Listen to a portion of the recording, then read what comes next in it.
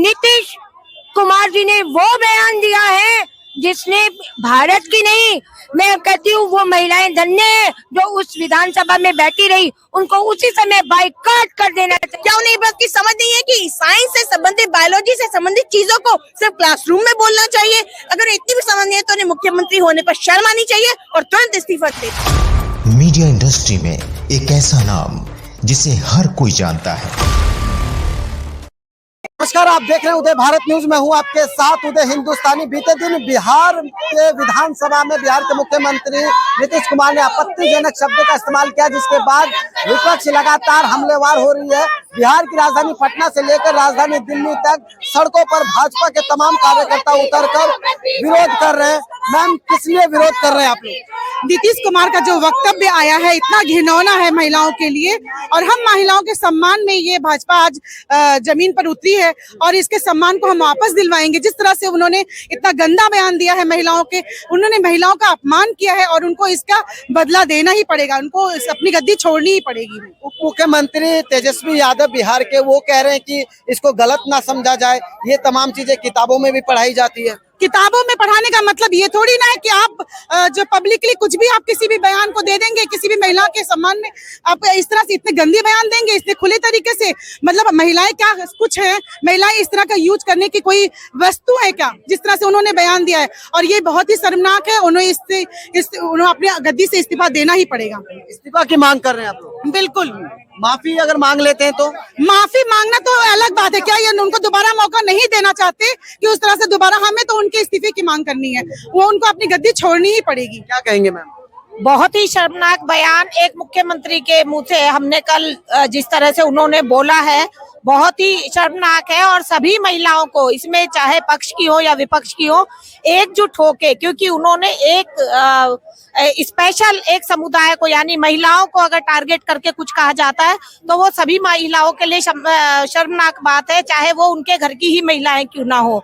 और हम नीतीश कुमार के इस्तीफे की मांग करते हैं, और जब तक ये जंग जारी रहेगी, जब तक नीतीश कुमार का इस्तीफा नहीं दिया जाता है। तो देखिए, ये तमाम महिलाओं की अपनी निजी राय है। आपको बता दें, जैसे ही नीतीश कुमार का ये बयान विधानसभा में आता है, राजनीति और गर्मा जाती है, तमाम लोग सड़क पर उतर जाते हैं। क्या कहेंगे मैम, कैसे देखते हैं इस बयान को? निंदनीय, शर्मनाक। जिनको अपनी माँ तक की इज्जत ना हो, वो और किसी नारी का क्या सम्मान करेगा? उसके इस बयान से यही झलकता है कि उन्होंने उसको शर्मिंदा कर दिया, लज्जित कर दिया जिसने उन्हें पैदा किया। क्या वो विधानसभा को सेक्स एजुकेशन का क्लासरूम बनाना चाह रहे थे, जो उनके तेजस्वी यादव उन्हें बोल रहे हैं? अगर उन्हें ऐसी कोई बात बोली, उसके बाद वो कहे कि मैं अपनी बात पे शर्मिंदा हूँ, लेकिन जब उन्होंने वो बोली, कहते हैं ना तलवार का घाव भर जाता है, बोली का घाव नहीं भरता। तो भारत की नारी जो उनकी बोली के घाव को कहीं भूलेगी नहीं, उन्हें कहीं माफ नहीं करेगी। भाजपा की समस्त महिला कार्यकर्ता, हमारे प्रदेश अध्यक्ष वीरेंद्र सचदेवा जी और हमारी प्रदेश अध्यक्षा ऋचा पांडे जी के नेतृत्व में ये प्रण लेती हैं कि हम तब तक चुप नहीं बैठेंगे जब तक वो गद्दी छोड़ नहीं देंगे, जब तक वो अपना त्यागपत्र दे नहीं देते, क्योंकि हम उन्हें कभी माफ नहीं कर सकते। उस बयान के बाद इंडिया अलायंस के तमाम नेता उनके बचाव के लिए खड़े हो गए। वो कहते हैं कि इस तरह के बयान को ऐसे नहीं लेना चाहिए, गलत मतलब नहीं निकालना चाहिए, बायोलॉजिकली एजुकेशन इसकी पढ़ाई जाती है, किताबों में होता है। बिल्कुल ठीक है, उस गठबंधन को ये समझना चाहिए कि किस प्लेटफॉर्म पे कौन सी बात कहनी चाहिए। अगर ये बात साइंस की क्लास से बच्चों को समझाई जा रही होती तो हम इसका समर्थन करते, लेकिन ये बात आपने कहाँ कही? वहाँ कही जिसे लोकतंत्र का मंदिर कहा जा सकता है, अपने विधानसभा के पटल पे गई, और वो पटल जिसे बच्चे भी देखते हैं, महिलाएं भी देखती हैं, लड़कियां भी देखती हैं, बूढ़े भी देखते हैं।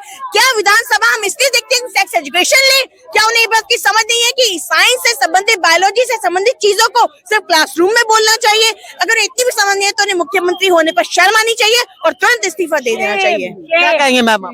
माफी मांगना चाहिए, इस्तीफा की मांग कर रहे हैं? मैं कहती हूँ उन्हें तो इस्तीफा छोड़ो, माफी मत छोड़ो। मैं पंजाब से हूँ, कहा जाता था एक रोई थी पंजाब दी तू लिख लिख मारे वैन, आज लखा दिया रोंदियां तेनू वारिस सन। नीतीश कुमार जी ने वो बयान दिया है जिसने भारत की नहीं, मैं कहती हूँ वो महिलाएं धन्य है जो उस विधानसभा में बैठी रही, उनको उसी समय बाइकाट कर देना चाहिए था। और शेम शेम नीतीश जी के मुंह पे कालिक पुज जाती, उसी समय महिलाओं को वो सदन छोड़ देनी चाहिए थी जिसमें उनके बारे में, एक महिला के व्यक्तित्व के बारे में इतनी घटिया बात बोली गई। और उससे नीतीश एक देश के, एक बहुत बड़े सूबे के मुख्यमंत्री होने के नाते उनका चरित्र सामने आ गया।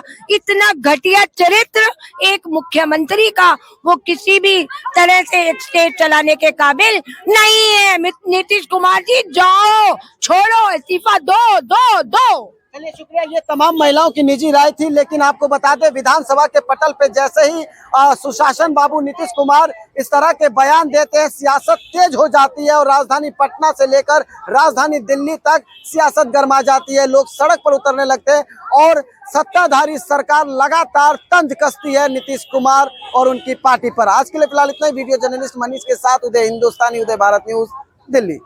नमस्ते, मैं हूं मोनिका रावण और देश दुनिया की तमाम खबरें जानने के लिए उदय भारत न्यूज को सब्सक्राइब करें और बेल आइकन दबाना ना भूलें ताकि देश दुनिया की सारी खबरें आप तक पहुंचे। मीडिया इंडस्ट्री में एक ऐसा नाम जिसे हर कोई जानता है,